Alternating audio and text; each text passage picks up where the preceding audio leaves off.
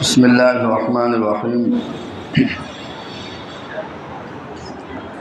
الحمد للہ وحدہ والصلاة والسلام علی اشرف الانبیاء المرسلین الحمد للہ الذی زین السماء بالکواکب وزین الارض بخلق اشرف المخلوقات وزین الملائکۃ بجبرائیل وزین الایام بیوم الجمعہ وزین اللیالی بلیلۃ القدر وزین الشہور بشہر رمضان وزین الانبیاء محمد صلی اللہ علیہ وسلم الحمدللہ الذی انزل التوراۃ علی موسیٰ والانجیل علی عیسیٰ والزبور علی داود والفرقان علی محمد صلی اللہ علیہ وسلم اما بعد فاعوذ باللہ من الشیطان الرجیم بسم اللہ الرحمن الرحیم انا ارسلنا نوحا الى قومه ان انذر قومك من قبل ان يأتيهم عذاب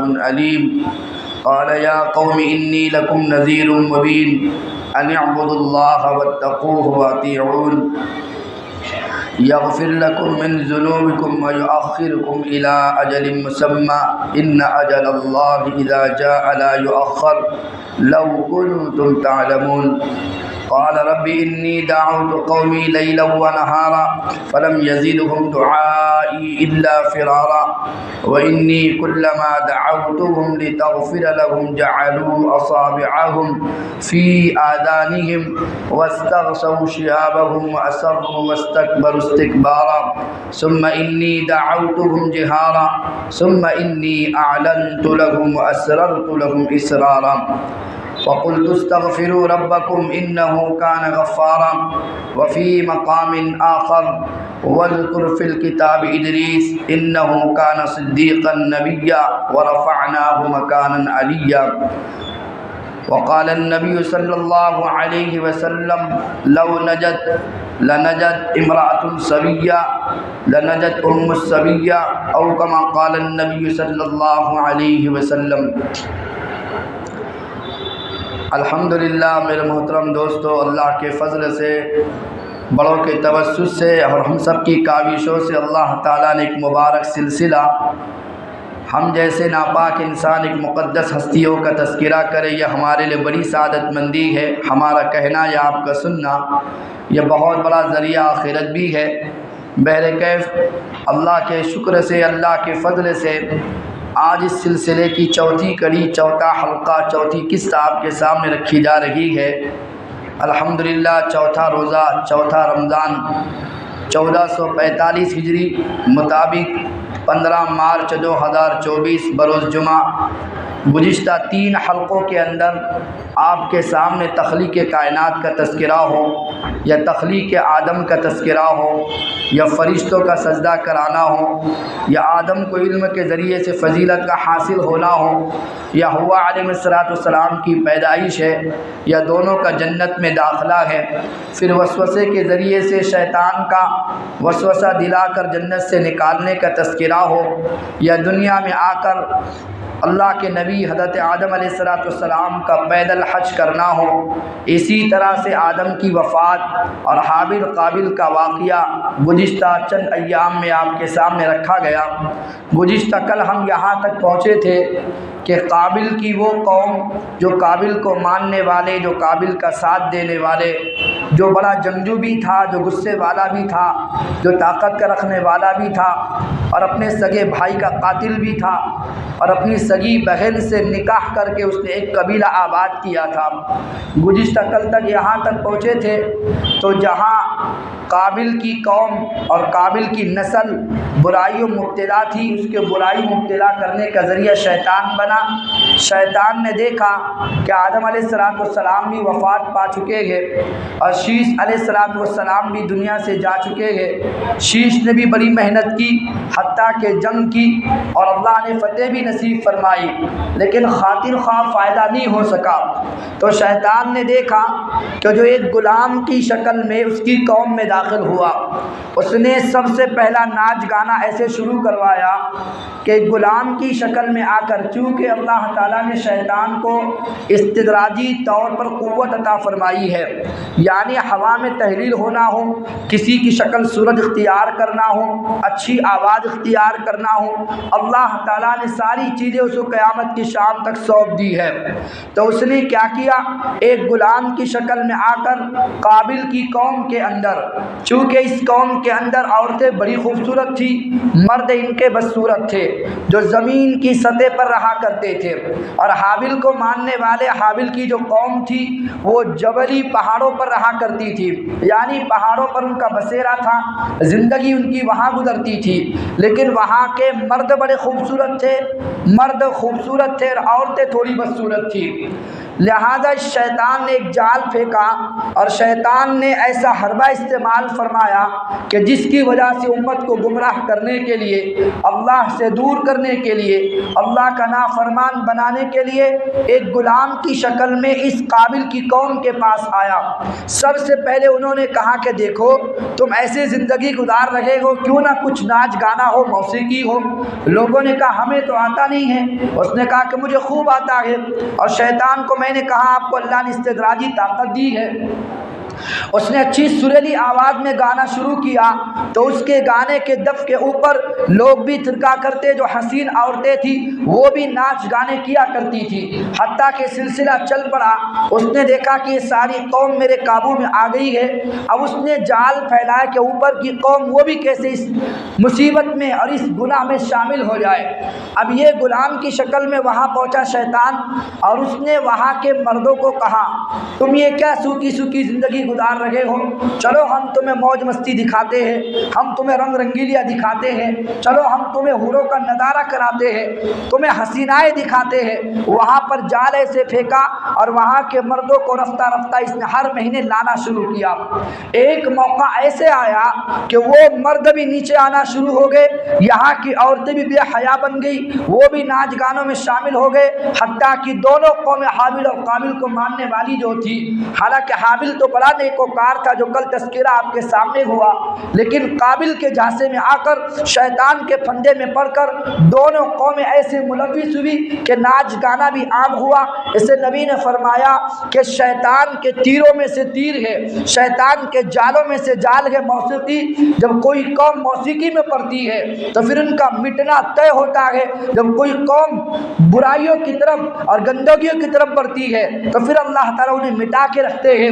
تو اللہ تعالیٰ نے ان کی رہبری کے لیے اللہ تعالیٰ نے شیش علیہ السلام کے بعد اللہ نے ادریس علیہ السلام کا انتخاب فرمایا۔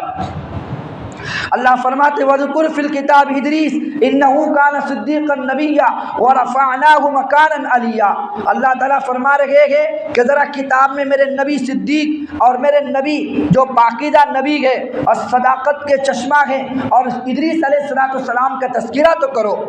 اور ایسے مبارک نبی گزرے ہوئے ہیں کہ سب سے پہلے خیاط کا کام اللہ تعالیٰ نے ان سے لیا، سب سے درزی جو درزی ہوتے ہیں سب سے پہلے درزی کا کام، کپڑے کو سینے کا کام، اور خیاط جسے کہتے ہیں اللہ نے ادریس علیہ السلام سے کام لیا۔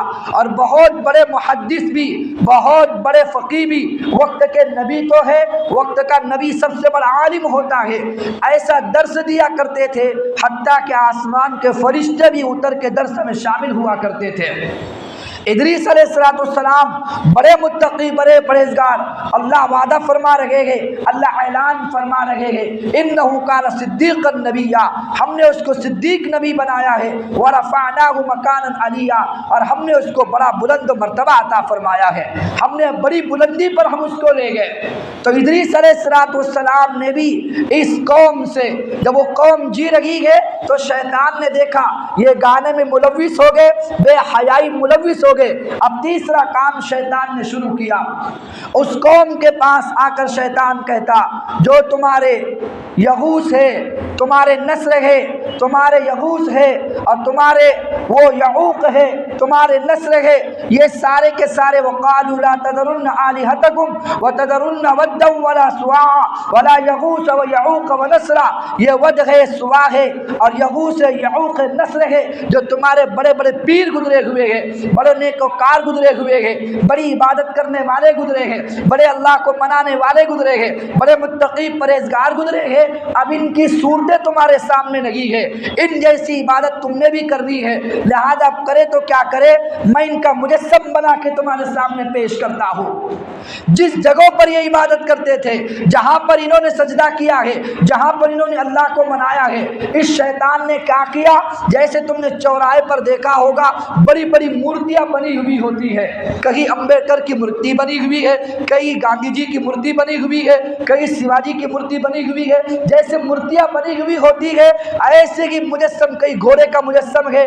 तो इस जालिम ने क्या किया, उन लोगों की मूर्तियाँ बना बना कर इनके सामने रख दिया कि वो तो है नहीं। अल्लाह ने शैतान को सारी क़ुव्वत अता फरमा दी थी, उसने उनकी शक्लें जो शक्ल में वो जिया करते थे हूबहू उसी शक्ल की मूर्ति ला ला कर बिठा के उसने ला के रख दी।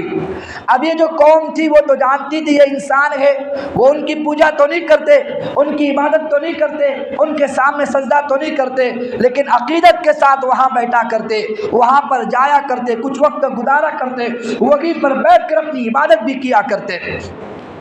जैसे दीगर लोगों की मूर्तियां होती है, इसने भी ऐसी की मूर्तियां बनाना शुरू कर दी। तो ये कौम जो काबिल को मानने वाली और हाबिल की कौम भी जो आगे चलकर, क्योंकि इदरीस अलैहिस्सलाम से लेकर आदम अलैहिस्सलाम के ज़माने में कोई कहते 146 साल, कोई कहते 136 साल, कोई कहते एक ज़माना गुजरा है, और ऐसे ही नूह अलैहिस्सलाम के ज़माने तक आते आते अल्लाह के नबी फरमाते अशरत कुरून 10 कर्न गुजरे हुए हैं, यानी 1000 साल मुकम्मल गुजरे हैं। इतना लंबा जमाना आदम को हो गया, इतना लंबा जमाना शीश को हो गया, इतना लंबा जमाना इदरीस को हो गया। अभी इदरीस की कौम भी ऐसे की बुतों की परस्तिश करने में तो नहीं लगी थी, लेकिन उनकी अकीदत में, उनकी मोहब्बत में वहाँ बैठ कर वक्त गुजारा करती थी। तो सबसे पहले शिर्क वालों से जंग करने का ऐलान इदरीस अलैहिस्सलाम ने किया। सबसे पहले इस धरती पर जिन्होंने मुशरिकों से जंग लड़ी है वो है इदरीस अलैहिस्सलाम। अल्लाह ने जंग करने का हुक्म दिया, अल्लाह ताला ने फतेहयाबी नसीब फरमाई, कामयाबी नसीब फरमाई, सरफरादी नसीब फरमाई। लेकिन चूंकि इदरीस अलैहिस्सलाम बड़े मुत्तकी परहेजगार थे, हत्ता के रिवायत में मिलता है उस जमाने की जो कायनात थी, उस कायनात के जितने लोगों के नेक अमल एक दिन में आसमान पर जाते थे, इदरीस अलैहिस्सलाम का तन्हा अमल उतना आसमानों पर जाता था। इतनी इबादत करने वाले इतने मुत्तकी परहेजगार इदरीस अलैहिस्सलाम गुजरे हैं। वो दुआ करते थे अल्लाह मुझे थोड़ी लंबी उम्र दे, मुझे थोड़ी लंबी ज़िंदगी दे ताकि मैं तेरी और इबादत करके आऊँ। तो एक मर्तबा जो फरिश्ते मजलिस में आते थे उन्होंने कहा यार ये कौन सी दोस्ती है, खुद ही आसमानों की सैर करते हो, कभी हमें भी तो लेके चलो आसमानों की सैर के लिए। तो कहा कि ठीक है। एक रिवायत में मिलता है कि तुम आसमानों में तो रब की इजाज़त के बगैर चढ़ नहीं सकते, लेकिन हमें जन्नत का मशरूब लाते हैं, वो आपको पिलाते हैं, आप बेहोश होंगे, फिर हम आपको उठा के ले जाएंगे। मेरे कह जो भी रिवायत है, लेकिन असल रिवायत तो सही रिवायत के मुताबिक ये है कि इदरीस अलैहिस्सलाम के कहने पर फरिश्ता तैयार हो गया। फरिश्ते ने कहा मेरे परों पर हाथ बैठ जाए, मैं आपको आसमानों की सैर कराता हूँ। लिहाजा इदरीस अलैहिस्सलाम को लेकर वो फरिश्ता उड़ा है आसमानों की सैर के लिए, पहला आसमान, दूसरा आसमान। इससे अल्लाह के नबी सल्लल्लाहु अलैहि वसल्लम फरमाते जब मैं मेराज की रात में आसमानों पर गया, इन्नी राइतु इदरीस फी समाई राबिया, मैंने चौथे आसमान पर इदरीस अलैहिस्सलाम को देखा, मेरी मुलाकात इदरीस अलैहिस्सलाम से हुई है। तो मैंने कहा जब फरिश्ता लेते लेते चलता हुआ पहला आसमान, दूसरा आसमान, तीसरे आसमान, और ये चला गए, और इसने फरिश्ते से कहा इदरीस अलैहिस्सलाम से कि आप चलकर बात करो इज़राइल से जो मौत का फरिश्ता है कि मुझे थोड़ी मोहलत और दे दो ज़िंदगी गुजारने की, ताकि मैं और मुत्तकी परहेजगार बन के दुनिया से जाऊँ और बड़ी इबादत का ज़ख़ीरा लेकर जाऊँ। तो फरिश्ते ने कहा मेरे इख्तियार में तो नहीं है, मैं चलो इज़राइल से तुम्हारी मुलाकात कराता हूँ। तो पहला आसमान पार हुआ, दूसरा, तीसरा, चौथा, चौथे आसमान पे पार हुआ तो ऊपर से इज़राइल अलैहिस्सलाम खुद उतर रहे थे। तो इस फरिश्ते की और इज़राइल की दोनों की मुलाकात चौथे आसमान पर हो गई। اب فرشتے نے سوچا کہ دیکھو اچھا موقع ہے، اسرائیل بھی سامنے ہے، تو فوراً فرشتے نے پوچھا کہ میں تم سے درخواست کرتا ہوں کہ ادریس علیہ السلام کی تھوڑی زندگی اور بڑھا دیجئے۔ تو اسرائیل نے پوچھا ادریس ابھی ہے کا؟ تو فرشتے نے کہا میرے پروں میں ہے۔ بات سمجھ میں آ رہی؟ میرے پروں میں ہے، پیٹھ کے پیچھے۔ تو کہا کہ ادریس سے کہو میں تو بڑا پریشان تھا، اللہ نے مجھے حکم نازل کر کے بھیجا ہے کہ ادریس کی روح قبض کرنا ہے چوتھے آسمان پر۔ اللہ نے حکم بھیجا ہے ادریس کی روح نکالنا ہے چوتھے آسمان پر۔ میں پریشان تھا کہ ادریس زمین پر ہے، چوتھا آسمان کہا، اور اللہ کا حکم تو کبھی آگے پیچھے نہیں ہوتا۔ قل لکم میعاد یوم لا تستاخرون عنہ ساعۃ ولا تستقدمون۔ جب کسی کا موت کا وقت قریب آتا ہے تو پھر وہ سال کیا، وہ مہینہ کیا، وہ ہفتہ کیا، وہ دن کیا، وہ گھنٹہ کیا، بلکہ ایک سیکنڈ کو 2000 حصوں میں تقسیم کیا جا سکتا ہے۔ تو اللہ فرماتے اس سیکنڈ کے 2000ویں حصے کے برابر بھی کوئی انسان اپنی موت سے لا یستاخرون عنہ ساعۃ ولا تستقدمون، اپنی موت سے ذرہ برابر آگے پیچھے نہیں ہو سکتا۔ بہت سارے لوگ ہیں جو کہتے ارے یار مرتے مرتے بچا، ارے بابا تیری آئی نہیں، بچ گیا نا، آئی نہیں تیری، لیکن جب آئے گی تو پھر بچتے بچتے پھر مر جائے گا، ہوگا نہیں ہوگا؟ کئی مرتبہ ہوتا ارے یار بچ گیا، کیوں بچ گیا؟ آئی نہیں تھی، لیکن جب آئے گی تو پھر ماں کی گود سے اللہ اٹھا کے لے جائیں گے، جب آئے گی تو شیش محل سے اٹھا کے لے جائے گا، جب آئے گی تو مجمع سے اٹھا کے اللہ لے جاتے ہیں، جب آئے گی تو تخت پر سے اٹھا کے اللہ لے جاتے ہیں، پھر بچانے والا کائنات میں رب کے سوا کوئی نہیں ہوتا۔ تو مقدر ایسے اللہ نے لکھا تھا، فرشتہ ہنس پڑا فضحک ملک الموت، حدیث میں آتا وہ اسرائیل فرشتہ ہنس پڑا اور کہنے لگا میں تو سوچ رہا تھا ادریس کی موت چوتھے آسمان پر ہے اور ادریس زمین پہ کیا کر رہے ہیں، تم نے ان کو چوتھے آسمان پہ لا کے میرا کام آسان کر دیا۔ حکم نافذ فرمایا اور ادریس علیہ السلام کو فرشتے نے کہا یہ پیٹھ کے پیچھے ہے۔ ادریس اترے گئے، معافی تلافی کرنے لگے، کہا کہ نہیں وقت ختم ہو گیا، اور ادریس علیہ السلام کی روح چوتھے آسمان پر قبض ہوئی ہے۔ تو جہاں تقدیر ہوتی ہے، جہاں مقدر ہوتا ہے، آدمی ایک لمحہ بھی آگے پیچھے نہیں ہو سکتا۔ 1998 کی بات ہوگی تقریباً، ہمارے استاد سنایا کرتے تھے کہ بامبے کے علاقے کے اندر ایک بچہ تیسرے منزلے کے اوپر آرام کر رہا ہے، گھر کے اندر، کمرے کے اندر، اتفاقی طور سے کمرے کی کھڑکی اور پلنگ برابر تھا، سمجھ میں آ رہا آپ کے؟ تو بچہ ننھا منھا بچہ جو قدموں پہ چل سکتا ہے، اتنا بچہ وہ آرام کر رہا تھا، وہ نیند کی حالت میں لڑکتا ہوا آیا اور 3 منزلے سے زمین پہ گرا۔ اس کی ماں غسل کرنے گئی ہوئی تھی، ماں کا دروازہ کھلنا، بچے پہ نگاہ پڑنا اور بچے کا چھت سے یعنی 3 منزلے سے کھڑکی کے باہر زمین پہ گرنا، اور بیچ چورایا، بیچ سڑک کے اوپر۔ اب ماں کے سامنے جو بچہ 3 منزلے سے گزرے، کس ماں میں ہمت ہوگی جا کر دیکھے؟ ماں وہی ہچکیوں سے رونے لگی، دھاڑے مار مار کے رونے لگی کہ اب میرے بچے کا تو کچمبر بن گیا ہوگا کہ 3 منزلے سے نیچے گرا ہوا ہے۔ بہر کیف ماں رو رہی ہے، بلک رہی ہے۔ تھوڑی دیر کے بعد دستک دی کسی نے دروازے کے اوپر، تو ماں روتے روتے دروازہ کھولی ہے تو کیا دیکھا؟ وہی لڑکا جو 3 منزلے سے نیچے گرا ہے، وہ سیڑھیاں پکڑتے رینگتا رینگتا اوپر چڑھا ہے، دروازہ بجایا، اللہ نے 3 منزلے اس کو بچا دیا۔ ماں نے خوشی کے مارے دروازہ کھولا، بچے کو سینے سے لگایا، اپنے شوہر کو فون کیا، اس کا شوہر کمپنی میں کام کرتا تھا، کہ بچہ 3 منزلے سے گرا ہے، اللہ نے اس کی جان بچائی ہے۔ لہذا شوہر بھی وہاں سے آ رہا ہے، مٹھائیاں تقسیم کر رہا ہے، سارے گلی محلے میں مٹھائی تقسیم کی، اللہ نے میرے 3 منزلے سے میرے بچے کو بچا دیا۔ اور بچے کو خوشی کے مارے ہوتا ہے نا، بچے کو ایسا ہاتھ میں اٹھاتے ہیں ماں باپ، ارے دیکھا کہ نہیں دیکھا؟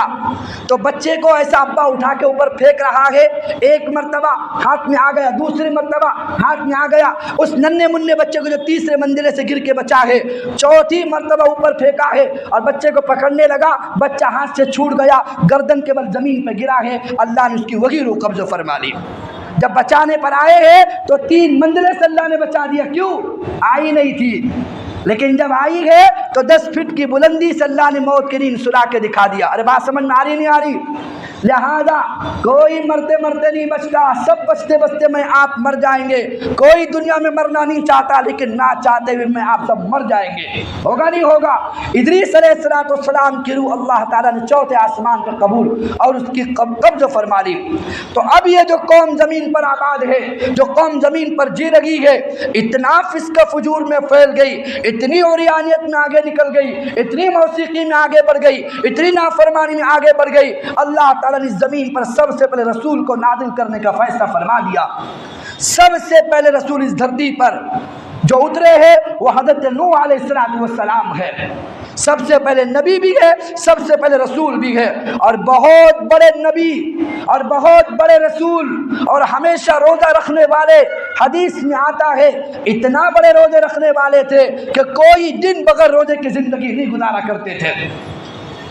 اور ایک دن دو دن نہیں، رمضان کا مقدس مہینہ ہے، لوگ بہانے ڈھونڈتے، کوئی برفیلا علاقہ ہو، کہیں اے سی میں جا کے چھپے، کوئی گودری میں جا کر چھپے، کوئی ایئر کنڈیشن میں جا کے چھپے، کوئی روزے زیادہ 12 گھنٹے کا روزہ ہوتا ہے وہ چل جاتے نائجیریا اور جاتے ہیں آخری ملک جو ہے وہاں جا کر فیجی میں جا کر وقت گزارتے ہیں تاکہ 6 گھنٹے کا روزہ ہوتا ہے رمضان گزارنا آسان ہو۔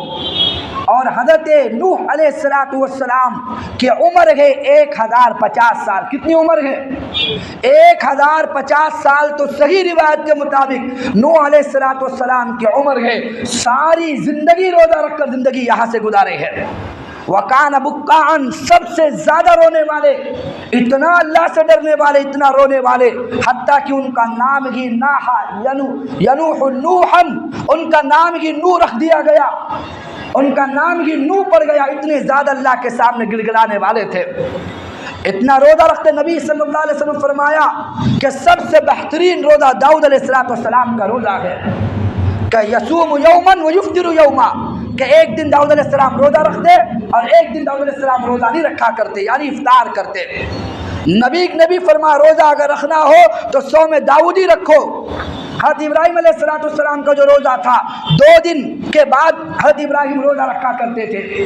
صحابہ نے پوچھا نبی اللہ ہم بھی روزہ رکھنا چاہتے ہیں، نبی نے فرمایا ہر مہینے سے 3 دن روزہ رکھو، یہ تمہارے ابا ابراہیم علیہ السلام کی سنت ہے۔ 13 14 15 ہر مہینے کی 3 تاریخ کو روزہ رکھنا اور ہر پیر اور جمعرات کو روزہ رکھنا میرے آپ کے نبی صلی اللہ علیہ وسلم کی سنت ہے۔ اور داؤد علیہ السلام کی سنت ایک دن روزہ رکھنا اور ایک دن افطار کرنا۔ لیکن نوح علیہ السلام وہ نبی ہے جنہوں نے ساری زندگی روزہ رکھ کر اللہ کے سامنے زندگی گزاری ہے۔ ایسے رونے والے کہ نام ہی نوح پڑ گیا۔ اور میں نے آپ سے کہا 10 قرون، حضرت آدم علیہ السلام کے بعد یہ جو پیدا ہوئے ہیں ان کی زندگی 1000 سال کے بعد ان کے زمانہ آتا ہے۔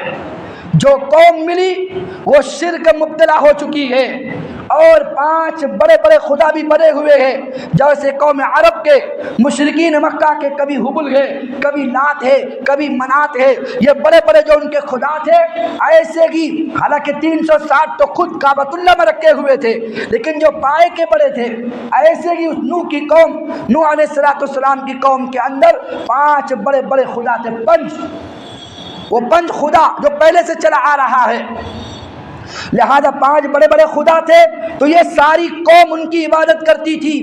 اللہ فرما رہے ہیں انا ارسلنا نوحا الى قومه ان انذر قومك من قبل ان ياتيهم عذاب علیم، کہ تحقیق کے بے شک ہم نے بھیجا نوح علیہ السلام کو ان کی قوم کی طرف، کائے کے لیے ان انذر قومك من قبل، اپنی قوم کو ڈراؤ اس سے پہلے کہ ایک دردناک عذاب ان کے اوپر اللہ تعالی حاوی کر دے، ایک دردناک عذاب میں گرفتار کر دیے جائے۔ جب یہ حکم دے کر اللہ تعالیٰ نے بھیجا نوح علیہ السلام کو کہ اپنی قوم کو ڈراؤ اس عذاب سے جو تم شرک زمین پہ کر رہے ہو، جو فتنہ پھیلا رہے ہو، اور جو تم عیاشی کے اندر، عریانیت کے اندر، موسیقی کے اندر زندگی گزار رہے ہو، اور اللہ کو چھوڑ کر ان بتوں کو سجدہ کر رہے ہو۔ ادریس علیہ السلام کے دور تک تو صرف عظمت تھی، لیکن نوح علیہ السلام کا زمانہ آتے آتے ساری قوم شرک مبتلا ہو چکی تھی۔ اور قرآن کہہ رہا ہے وَقَالُوا لَا تَذَرُنَّ آلِهَتَكُمْ وَلَا تَذَرُنَّ وَدًّا وَلَا سُوَاعًا وَلَا يَغُوثَ وَيَعُوقَ وَنَسْرًا، کہ وہ قوم کہتی جب نوح علیہ السلام کہتے نا قال رب انی قومی دعوت قومی لیلا ونہارا فلم یزدہم دعائی الا فرارا قال رب انی دعوت قومی لیلا ونہارا اللہ آپ مجھے حکم دے رہے ہیں اپنی قوم کو ڈرائیے. اپنی قوم کو ڈرایا نہیں بلکہ نہ صبح میں نے چھوڑا نہ شام چھوڑا, نہ دن دیکھا نہ رات دیکھا, میں سب طرف میں نے ظاہری طور پر علانیہ طور پر دن میں ہو یا رات میں ہو یا چھوٹا مجمع ہو بڑا مجمع ہو ہر جگہ میں نے اپنی قوم کو ڈرایا ہے. فلم یزدہم دعائی الا فرارا, لیکن میری دعوت کا صلہ کیا ملا؟ یہ تو مجھ سے اور کوسوں دور بھاگ رہے ہیں. وانی کلما دعوتہم لتغفر لہم, جب جب میں انہیں دعوت دیتا ہوں تاکہ یہ قریب ہو تم ان کو معاف کرے ان کے گناہ کو بخش تو دے, لیکن جب میں دعوت دیتا ہوں تو یہ کیا کرتے ہیں کہ وانی کلما دعوتہم لتغفر لہم جعلوا اصابعهم في آذانهم واستغشوا ثيابهم وأسروا واستكبروا استكبارا, کہ جب بھی میں انہیں دعوت دیتا ہوں اپنی انگلیاں اٹھا کے کانوں میں ٹھوس لیتے ہیں, اپنے کپڑوں کو اپنے منہ پہ ڈھانپ لیتے ہیں کہ مجھے دیکھ نہ سکے, میری آواز کو سن نہ سکے.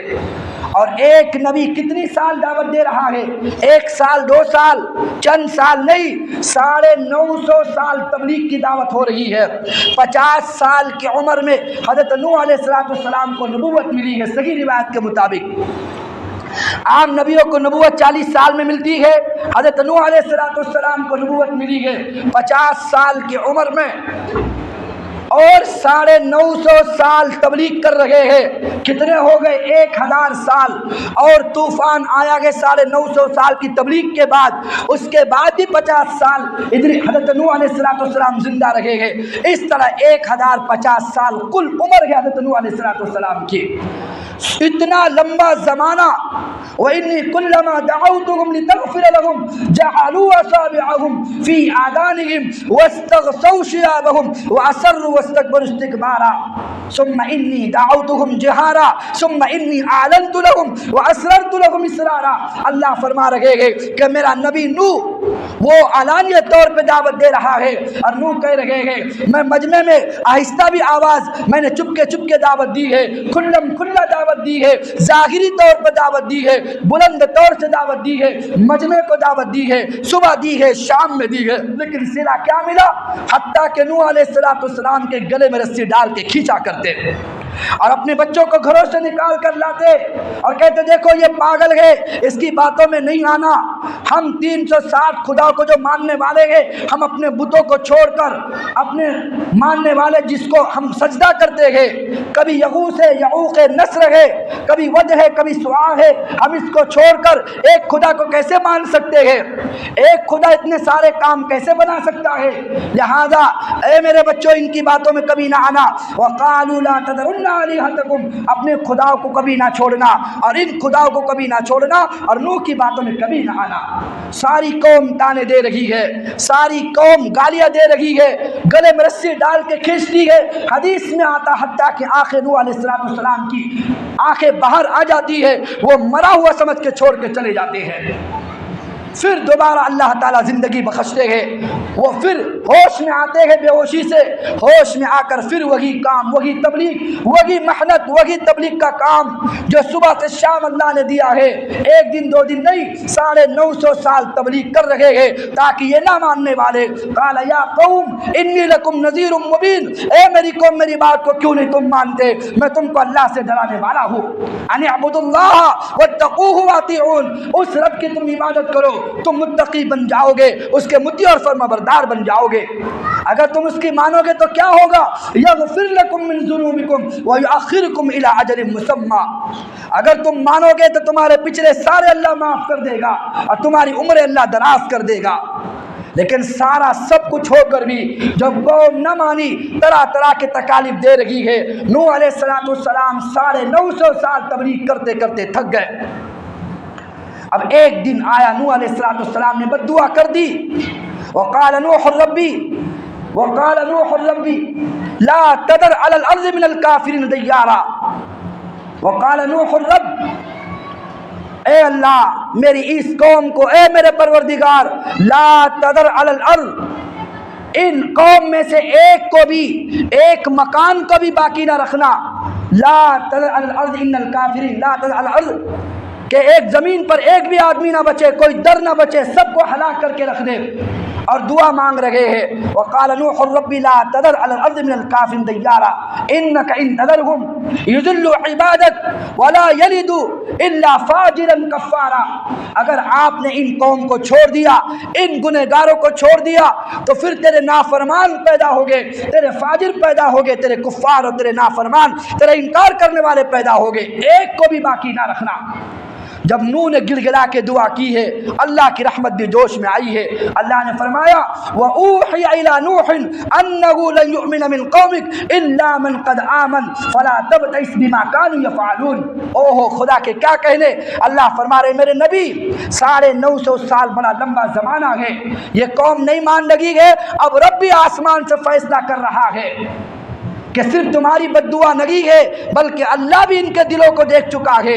لن یؤمن من قومک الا من قد آمن، کہ اب یہ جو بچے ہیں، جو ایمان لا لیے، اب اس کے بعد کوئی آپ پر ایمان لانے والا نہیں ہے، اب ان کو ہم سزا چکھاتے ہیں، اب ہم انہیں عذاب دیتے ہیں، ہم اپنی گرفت میں لے لیتے ہیں۔ اللہ نے فرمایا واصنع الفلك بأعيننا ووحينا ولا تخاطبني في الذين ظلموا انهم مغرقون ويصنع الفلك۔ اللہ نے حکم نازل فرمایا کہ اے نوح اب تم کشتی تیار کرنا شروع کرو۔ حضرت نوح نے کہا کشتی کیوں تیار کرنا اور کشتی کیوں بنانا؟ اللہ نے جبرائیل علیہ السلام کو بھیجا، جبرائیل علیہ السلام نے کہا کہ آپ کشتی تو تیار کریں۔ وَيَصْنَعُ الْفُلْكَ، کشتی تیار ہونا شروع ہو رہی ہے، اور سب سے پہلے نوح علیہ السلام کو درخت لگانا سکھایا گیا۔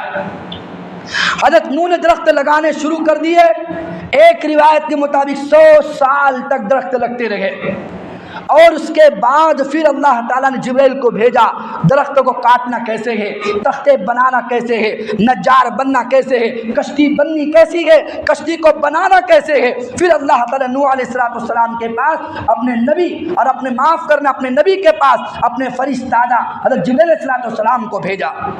جب 100 سال مکمل ہو گئے اور اس دعا کے بعد اللہ تعالیٰ نے نوح علیہ السلام کی جو دعا سنی ہے، اب کشتی تیار ہو رہی ہے۔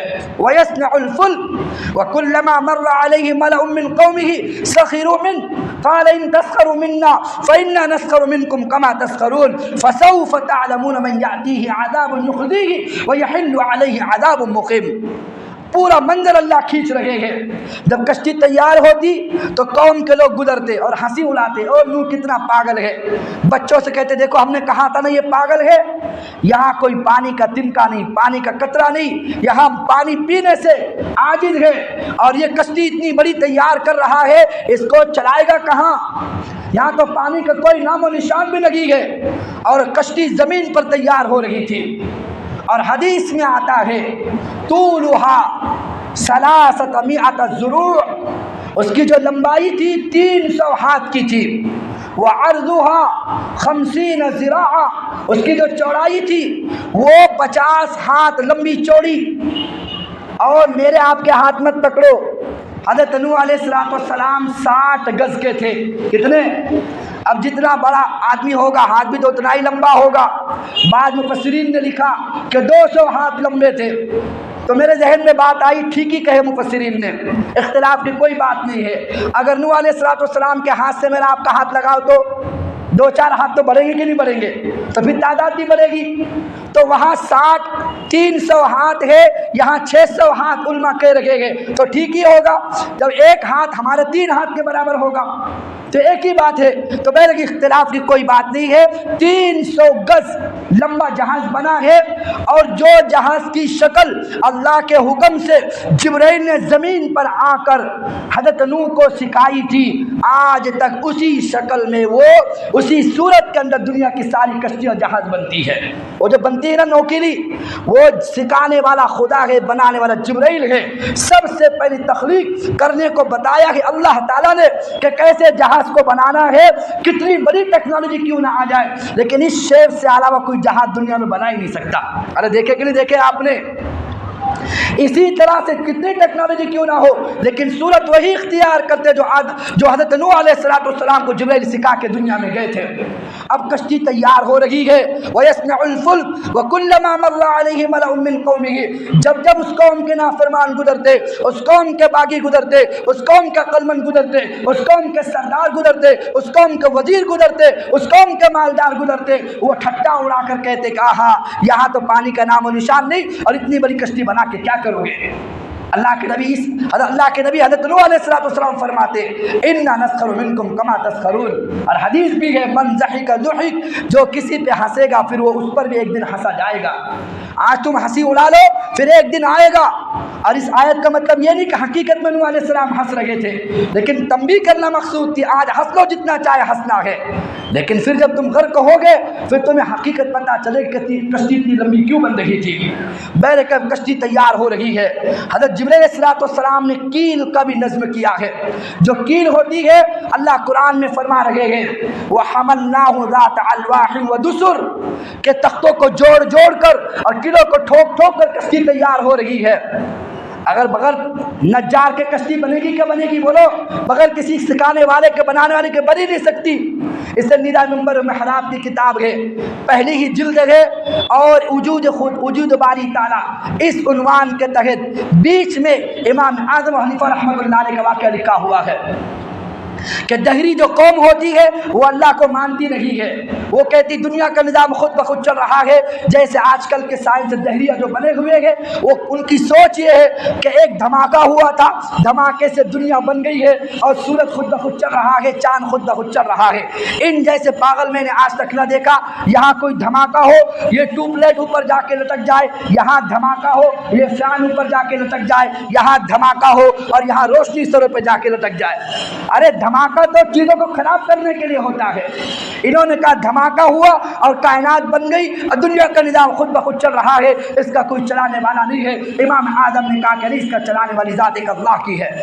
جب یہ کہا چلانے والا اللہ ہے، انہوں نے کہا مناظرہ کرتے ہیں۔ مناظرے کا دن طے ہوا، مناظرے کی تاریخ طے ہوتی ہے، لیکن جو وقت تھا آنے کا امام اعظم ابو حنیفہ رحمۃ اللہ علیہ لیٹ پہنچے، تو جو دہریوں کا عالم تھا اس نے اعلان کر دیا دیکھو امام اعظم کے پاس اللہ کے وجود کی کوئی دلیل نہیں ہے، لہذا وہ نہیں پہنچ سکے، لہذا ہم مناظرہ جیت چکے ہیں۔ اور اس اللہ کو پہچاننے کی کیا ضرورت ہے، اس اللہ کو ڈھونڈنے کی کیا ضرورت ہے؟ وفی انفسکم افلا تبصرون، اپنے ہی من میں جھانک کر دیکھ لیتے تمہیں خدا کی ذات نصیب ہو جاتی، خدا کا وجود تمہیں مل جاتا۔ اللہ نے کچھ نہیں سے کچھ کیسے مجھے آپ کو بنایا ہے۔ تو میں عرض کر رہا ہوں اللہ کے نبی اللہ کے حضرت امام اعظم حنیفہ رحمۃ اللہ علیہ جب لیٹ پہنچے ہیں تو دہریے کے عالم نے اعلان کر دیا کہ وہ مناظرہ ہار گئے ہیں، اس کے پاس دلیل نہیں ہے، اس لیے وہ آ نہیں سکا۔ تھوڑی دیر کے بعد کیا دیکھا، امام اعظم بڑی تیزی سے دوڑتے ہوئے آ رہے ہیں۔ جب مجلس میں حاضر ہوئے سارے مسلمانوں کی جانوں میں جان آئی، انہوں نے کہا شکر ہے کہ حضرت پہنچ چکے ہیں۔ اب جب پہنچے ہیں دہریوں کا عالم گھبرا گیا، اس کو پتا تھا امام اعظم ہے، وہ دلیل تو ضرور دیں گے، لیکن اس نے مسئلہ بھٹکانے کے لیے کہا یہ بتاؤ تم لیٹ کیوں ہوئے، پہلے لیٹ آنے کی وجہ بتاؤ، بعد میں ہم مناظرہ کریں گے۔ امام اعظم نے کہا میں وقت پہ نکل چکا تھا، بیچ میں دریا لگتا تھا، لیکن مجھے کشتی کی ضرورت تھی، میں نے دیکھا نہ کشتی ہے، نہ کشتی چلانے والا ملا ہے، نہ کوئی بادبان ہے، نہ کپتان ہے، اب میں کروں تو کیا کروں؟ میں اچانک میں اسی سوچ میں پڑا ہوا تھا، میں نے دیکھا جو پاس میں درخت کھڑے ہیں وہ درخت خود بخود کٹنے شروع ہو گئے، میں نے دیکھا درخت کے تختے خود بخود بننے شروع ہو گئے، میں نے دیکھا تختے وہ زمین پر پڑے گئے اور آپس میں جڑنے خود بخود شروع ہو گئے، میں نے دیکھا تختے جڑ کر آپس میں کشتی تیار ہو گئی، وہ کشتی چل کے میرے پاس آ گئی، اس کشتی میں بیٹھا ہوں اور وہ کشتی مجھے لے کر کرانے لا کر چھوڑی ہے، تب جا کہ میں تمہاری مجلس میں پہنچا ہوں۔ وہ دہریہ ہنسنے لگا کہ دیکھو یہ کتنا پاگل انسان ہے، یہ کہتا ہے درخت خود بخود کر گئے، دیکھو یہ کہتا ہے تختے خود بخود بن گئے، دیکھو یہ کہتا بغیر نجار کی کشتی تیار ہو گئی، دیکھو کتنا جھوٹا ہے، بغیر ملا کی کشتی کیسے چل سکتی ہے، بغیر کپتان کے کنارے کیسے رکھتی ہے، یہ کتنا جھوٹا ہے۔ امام اعظم نے کہا بس میں تجھے یہی سمجھانا چاہتا ہوں، جب ایک درخت بغیر کاٹنے والے کے کٹ نہیں سکتا، تختے بغیر کاٹنے والے کے کٹ نہیں سکتے، کشتی بغیر جوڑنے والے کے جڑ نہیں سکتی، کشتی بغیر ملا کے چل نہیں سکتی، کائنات کا اتنا بڑا نظام خدا کے چلانے کے بغیر کیسے چل سکتا ہے؟ اس کو چلانے والی ذات بھی تو ایک اللہ کی ہے۔ تو یہی قوم کو اللہ تعالیٰ سمجھانا چاہ رہے ہیں، آج تم ہنسی اڑا لو، پھر یاد رکھنا تمہارا بھی نمبر آئے گا۔ تو حضرت نوح علیہ السلام نے کہا اللہ سے، اللہ وقت کب آئے گا؟ عذاب کے آثار کیا ہوگے؟ اللہ نے فرمایا حتی اذا جاء امرنا وفارت التنور، یاد رکھنا اس عذاب کے آثار یہ ہوگے کہ سب سے پہلے تنور ابل پڑے گا۔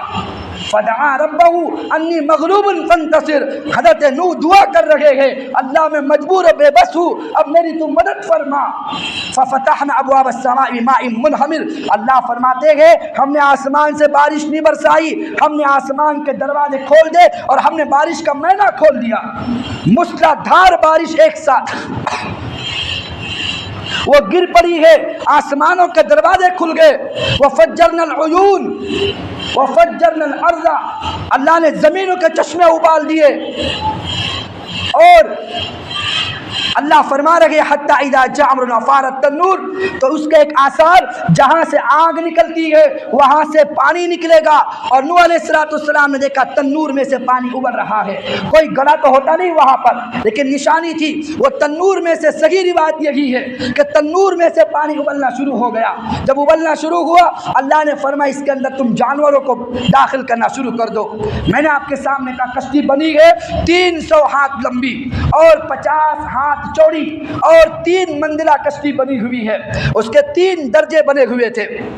تو اللہ کے حکم کے مطابق اللہ فرمائے قل نحمل فیها من كل زوجین اثنین واهلك الا من سبق علیہ القول ومن آمن وما آمن معه الا قلیل وقال اركبوا فيها بسم الله مجريها ومرساها ان ربی لغفور رحیم وَهِيَ تَجْرِي بِهِمْ فِي مَوْجٍ كَالْجِبَالِ، یہاں تک اللہ تعالیٰ فرماتے ہیں نوح کو اللہ نے حکم دیا کہ ہر جاندار کا جوڑا اس میں شامل کرو، شیر ہو تو نر مادہ ہو، اگر گدھا ہو تو گدھا گدھی ہو، بیل ہو تو گائے اور بیل ہو، ہر جاندار کا جوڑا اس میں شامل کرو، اس سے کہ پوری کائنات میں اللہ تعالیٰ نے بارش کا عذاب اور پانی کا عذاب اور طوفان نوح آیا ہوا تھا، حتیٰ کہ کعبۃ اللہ کو بھی آسمانوں پر اٹھایا گیا۔ تو سب سے پہلا جو پرندہ اندر داخل ہوا ہے کشتی میں وہ طوطا ہے۔ کیا ہے؟ طوطا۔ اور سب سے آخری میں جو جانور داخل ہو وہ گدھا ہے، وہ بڑا السی ہوتا ہے، چلو بھائی چلو، ارے یار چھوڑو یار، چل رہے نا یار، کیوں پریشان کر رہے، نوح کہہ رہے چلو بھائی چھوڑو نا یار، جا رہے نا۔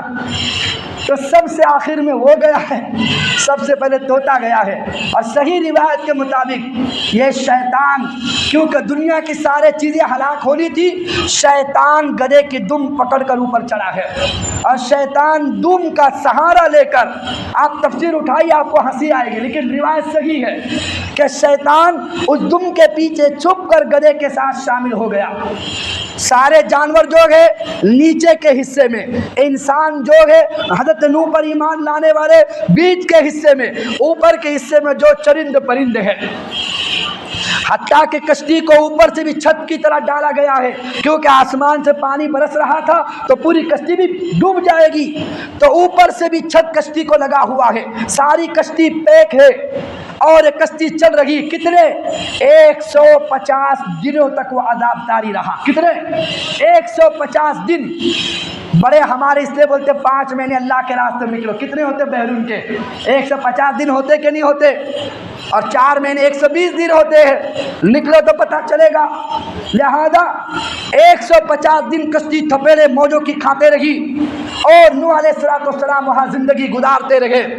لیکن جب دیکھنا ہے باہر عذاب بند ہوا کہ نہیں ہوا، وہ تو ففتحنا ابواب السماء بماء منہمر وفجرنا الارض عیونا فالتقى الماء على امر قد قدر، کہ حتیٰ کہ پانی زمین کے چشمے ابل پڑے، جو اللہ نے طے کر دیا تھا پانی جمع کرنا اتنا تقدیر کے مطابق پانی ابل پڑا ہے۔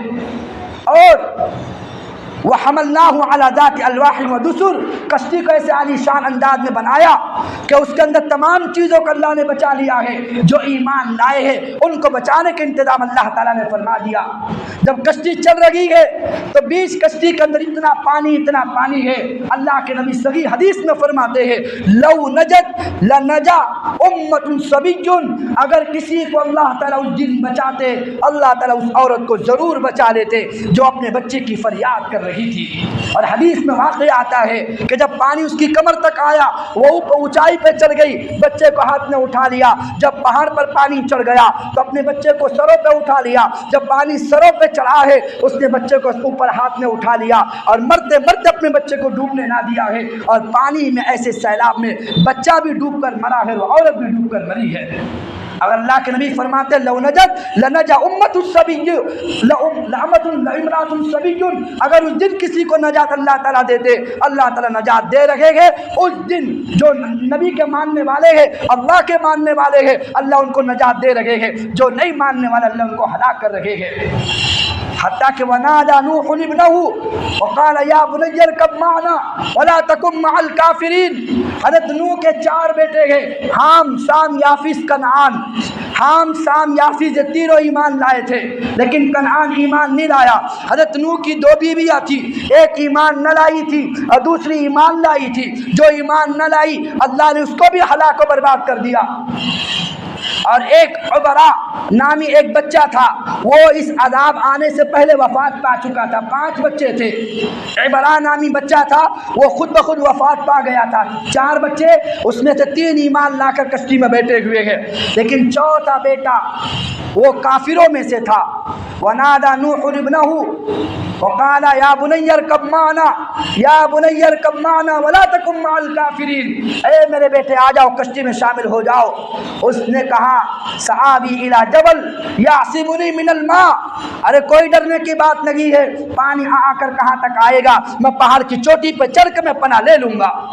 سآوی الى جبل يعصمني من الماء قال لا عاصم اليوم من امر الله الا من رحم وحال بينهما الموج فكان من المغرقين۔ ابھی باپ بیٹی کی باتیں چل رہی ہے اور نوح پکار رہے ہیں میرے بیٹے آ جاؤ کشتی میں شامل ہو، آج اللہ کے عذاب سے لا عاصم اليوم من امر الله الا من رحم، سوائے اس کو ہی اللہ بچائیں گے جس کو اللہ نے فیصلہ کر دیا ہے۔ اگر اللہ کا حکم نہ ہو آج اللہ کے عذاب سے تمہیں کوئی بچانے والا نہیں ہوگا۔ ابھی باتیں چل رہی ہے اور وہ کہہ رہا ہے کہ میں پہاڑ کے دامن میں چڑھ جاؤں گا، پہاڑ کی چوٹی پر پناہ لے لوں گا، میں اونچائی پہ چڑھ جاؤں گا، مجھے پانی نہیں ڈبوئے گا۔ وحال بینہما الموج فکان من المغرقین، اللہ نے ایک سمندر کی موجوں کو حکم دے دیا، وہ موج آئی ہے اور بیٹے کو بہا کر لے جا کر غرق کر کے دکھا دیا۔ اب نوح رونے لگے، ونادى نوح ربه، اے میرے پروردگار ان ابنی من اہلی وان وعدک الحق وانت احکم الحاکمین، اے اللہ تیرا وعدہ سچا ہے کہ تو آل رسول کو اور میرے خاندان کو تو یہ ہلاک نہیں کرے گا، لیکن میرا بچہ میرے گھرانے میں ساتھ تھا، میرا اپنا لخت جگر تو نے ہلاک کر دیا۔ اللہ فرمایا یا نوح، قال یا نوح، اے نوح سنو، انه ليس من اہلک انه عمل غیر صالح، اے نوح سن لینا وہ تیرا بچہ نہیں تھا، تیرے خاندان میں سے نہیں تھا، اس لیے کہ اس کے عمل اچھے نہیں تھے۔ خاندان میں ہونے کے باوجود بھی عمل اچھے نہ ہو تو بچانے والا کوئی نہیں ہوتا۔ اور آج کے بہت سارے سرفیرے کہتے ہیں میں تو کیا میرا سایہ بھی جہنم میں نہیں جائے گا، کیا کہتے ہیں میں تو کیا، کیونکہ ہمارے پیر سے دیکھا نہیں جائے گا نا، میں تو کیا میرا سایہ بھی جہنم میں نہیں جائے گا، ارے تو کیا تیرا تایا بھی جہنم میں جائے گا، اگر نافرمانی کر کے گیا ہے تو کیا تیرا تایا بھی اللہ اٹھا کے جہنم میں پھینکیں گے۔ جب ایک وقت کا نبی اپنے بچے کو بچا نہیں سکتا، کوئی پیر اپنے مرید کو کیسے بچا سکتا ہے؟ ارے بات سمجھ میں آ رہی نہیں آ رہی؟ یہ دھوکہ ہے شیطان کا، اس شیطان کے دھوکے سے باہر نکلنا۔ ان کی ولایت اپنی جگہ، ان کو ہم مانتے ضرور لیکن مانتے نہیں ہے۔ اللہ فرماتے ایاک نعبد و ایاک نستعین، مانگو بھی مجھ سے اور مدد بھی مجھ سے کی طرف کرو، میرے کے سامنے سجدہ کرو۔ لہذا میں بات دوسری طرف چلی جائے گی، جب وقت کا نبی اپنے بچے کو نہیں بچا سکتا تو ایک پیر اپنے مرید کو کیسے بچا سکتا ہے؟ وحال بینہما الموج فکان من المغرقین، لہذا جب یہ ڈوب گیا مر گیا، اب جب بارش کا نظام تھم رہا ہے اللہ نے حکم نازل فرمایا وقیل یا ارض ابلعی ماءک ویا سماء اقلعی وغید الماء واستوت علی الجود وقیل بعدا للقوم الظالمین۔ اللہ نے حکم نازل فرمایا اے آسمان اب تم ہوا کے ذریعے سے پانی کو کھینچنا شروع کر دو، زمین تم پانی کو نگلنا شروع کر دو۔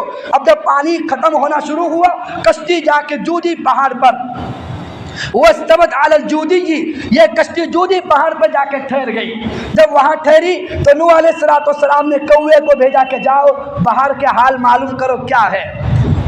یہ بیچارہ کوا بھی وہ جو نکلا تو آیا ہی نہیں واپس جو بھوک لگی تھی واپس آیا ہی نہیں، کہ روزانہ جو غذا کھاتا تھا اب تو غذا ملی نہیں، 150 دن بند کمرے میں رہا، اب نکلو۔ میرے خیال سے آج کل عورتیں ایسی اڑتی ہو کہ کب تک بند کمرے میں رہیں گے، اللہ حفاظت فرمائے۔ یہ کوا گیا تو آیا ہی نہیں، حضرت نوح نے کہا اتنی دیر ہو گئی آیا کیوں نہیں؟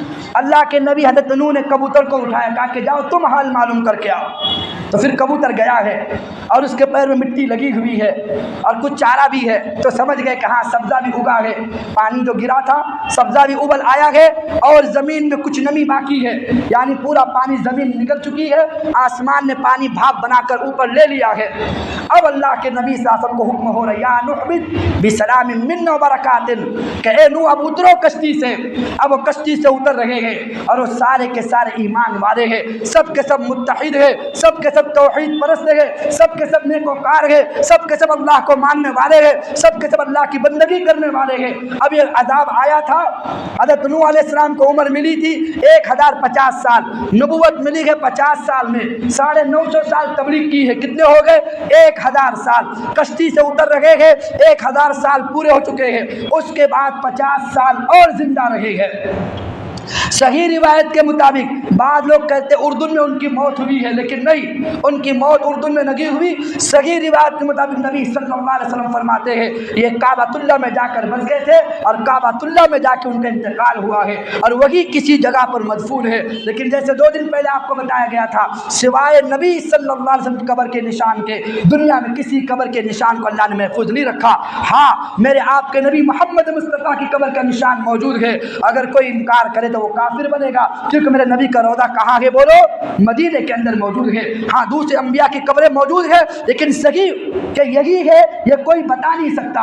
لیکن اللہ کے نبی حضرت نوح علیہ السلام کو 1050 سال کی عمر میں ان کی وفات کے وقت قریب آیا ہے، 950 سال تبلیغ کی ہے، اللہ نے ماننے والوں کو بچایا ہے۔ ساری بات کا خلاصہ، سارے واقعے کا خلاصہ، جو اللہ کو مانتا ہے چاہے کتنی بھی طاقت کیوں نہ ہو، چاہے کتنی بھی سلطنت کیوں نہ ہو، نہ ماننے والے کوئی نجات نہیں دے سکتا اللہ کے عذاب سے، لیکن اگر ماننے والے ہو اللہ بچانے کا بھی انتظام کرتے ہیں، اللہ زندگی گزارنے کا بھی انتظام کرتے ہیں۔ اللہ تعالیٰ مجھے آپ کو ان تمام باتوں پر حقیقت میں عمل کی توفیق نصیب فرمائے اور اس ہونے والے سلسلے کو اپنی بارگاہ میں بے انتہا قبول فرمائے، دعا فرمائے۔ بسم اللہ الرحمن الرحیم، اللہم لک الحمد کما انت اہل، فصلی علی محمد کما انت اہل، وفعل بنا ما انت اہل، انک اہل التقوی واہل المغفرہ۔ ربنا ظلمنا انفسنا وان لم تغفر لنا وترحمنا لنکونن من الخاسرین، لا الہ الا انت سبحانک انا كنا من الظالمین، یا احد الصمد الذی لم یلد ولم یولد ولم یکن له کفوا احد، وصلی اللہ تعالی علی خیر خلقہ محمد وعلی آلہ وصحبہ اجمعین برحمتک یا ارحم الراحمین۔ بے کا اعلان سنو، یہ کل کی حد تک صرف اس لیے کہ کل آزاد کالج میں